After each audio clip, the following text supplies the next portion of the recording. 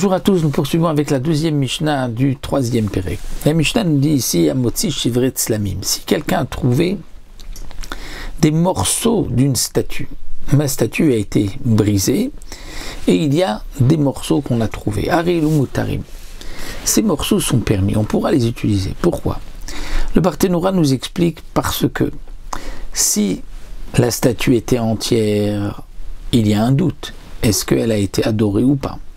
Et même si tu dis qu'elle a été adorée, étant donné que maintenant elle a été brisée, c'est peut-être que le non-juif a brisé sa Avodah Zara, l'a annulée, et à ce moment-là, elle devient permise.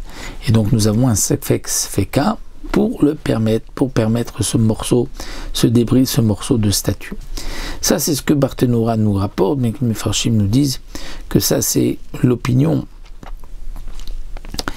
de Rav dans la Gemara, mais d'après Shmuel qui est rapporté dans la Gemara, en vérité, dès que l'on retrouve un morceau, on considère que l'idolâtre a dû s'énerver sur sa Avodah Zara, l'a brisée, et donc elle n'est plus interdite, il l'a annulée. La Mishnah continue, Matzat Tavnit Yad, au Tavnit Regel, si on a trouvé une forme de main ou de pied, Arel ou Asurim, elle est interdite d'en tirer profit, puisque ces formes étaient aussi adorées, même s'il n'y a que donc une main. Parfois, il ne faisait qu'une main, la représentation d'une main, ou la représentation que d'un pied.